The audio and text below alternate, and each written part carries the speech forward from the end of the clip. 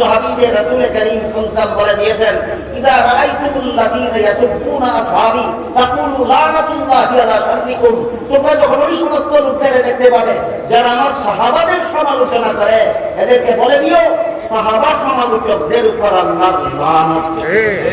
সাহাবা সমালোচকদের উপর আল্লাহর লানত। বর্তমান সমাজে যে সমস্ত মুসলমান নামধারীরা সাহাবাদের সমালোচনা করে, আপনাদের কারো জানা থাকলে বলতে পারেন সবচেয়ে বেশি সমালোচনা কোন সাহাবীরা করে? হযরত মুআবিয়া রাদিয়াল্লাহু আনহু সমালোচনা সবচেয়ে বেশি করে সাহাবা সমালোচনা।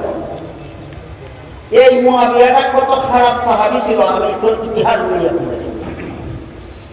আল্লাহ পাক রব্বুল আলামিন পবিত্র কোরআনে লেখাতে বলেন, মুহাম্মাদুর রাসূলুল্লাহি ওয়াল্লাযীনা মা'হু আশিদ্দাউ আলাল কুফফারি রুহামাউ বাইনাহুম। মুহাম্মাদুর রাসূলুল্লাহ এবং তার সঙ্গী সাথীগণ, বলতে পারেন মুহাম্মাদুর রাসূলুল্লাহর সঙ্গী সাথীগণ কারা? সাহাবায়ে। মুহাম্মাদুর রাসূলুল্লাহ এবং তার সঙ্গী সাথীগণের দুইটা বিশেষণের উল্লেখ করে আল্লাহ কোরআন। উল্লেখযোগ্য দুইটা বিশেষণ, একটা হলো আশিদ্দাউ আলাল কুফফার, সন্ত্রাসী বেঈমানদের মোকাবেলায় কঠোর। মুহাম্মাদুর রাসূলুল্লাহ সন্ত্রাসী বেঈমানদের মোকাবেলায় কঠোর। মুহাম্মাদুর রাসূলুল্লাহ সাহাবায়ে কেরাম সন্ত্রাসী বেঈমানদের বেলায় কঠোর। আমি দুঃখিত, সন্ত্রাসী কাকে বলে এখানে আমি বলতে পারবো না। আজকে এটা বলার প্রাসঙ্গিকতাও নাই, বলার মতো সময় নাই। অথচ বর্তমান দুনিয়াতে শুধু নয়, আমাদের এই সমাজে যথেষ্ট পরিমাণ এই সন্ত্রাস দমনের নামে সন্ত্রাস চালাবার ইসলাম চলেছে।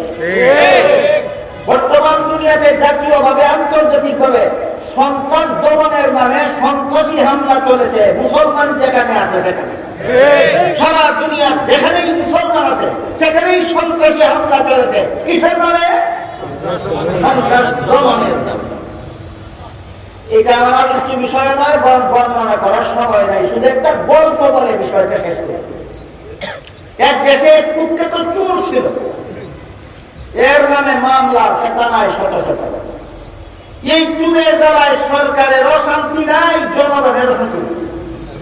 এই চুরের মতো কর একবার এই চুরের নাম ছিল কালুমিয়া।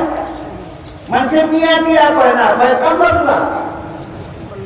এর ধারায় মানুষের বেড়া কান্দা বাজারে গিয়ে দেখে এক ব্যক্তি সারাদিন বেচা কিনা দিয়া দোকানের কেসের টাকা করতেছে।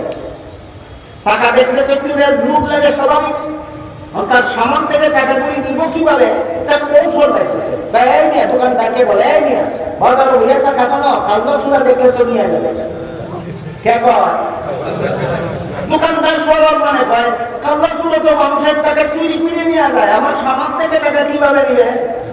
কান্দা চূড়া কয় তোমার সামান থেকেও কান্দা চূড়া টাকা নিতে পারে, কিভাবে নিবে তুমি যদি বুঝতে চাও আমি বুঝাতে পারবো। সরল মানে দোকানদার বলে বুঝাও তো, যেই বলছে বুঝাও তো, এমনি দোকানদারের কাছে বসে গেছে, বসে বলে এইভাবে তোমার কাছে এসে বসবে।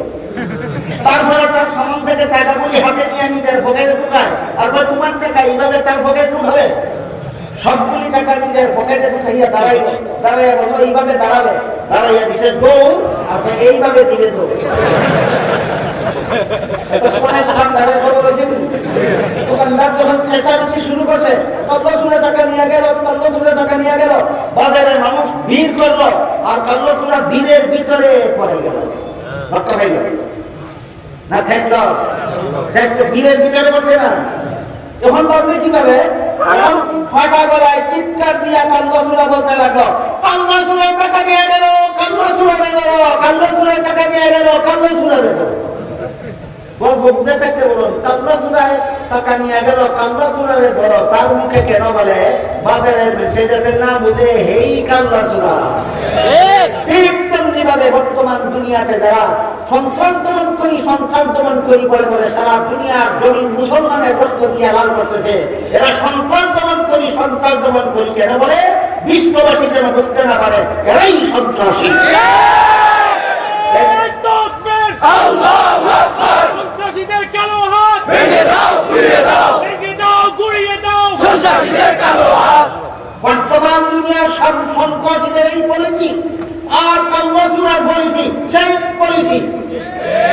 বর্তমান দুনিয়ার সন্ত্রাসীদের পলিসি আর কংগ্রেসুরার পলিসি সেই পলিসি। এই বিষয়টা হয়তো এই পর্যন্ত থাকবো।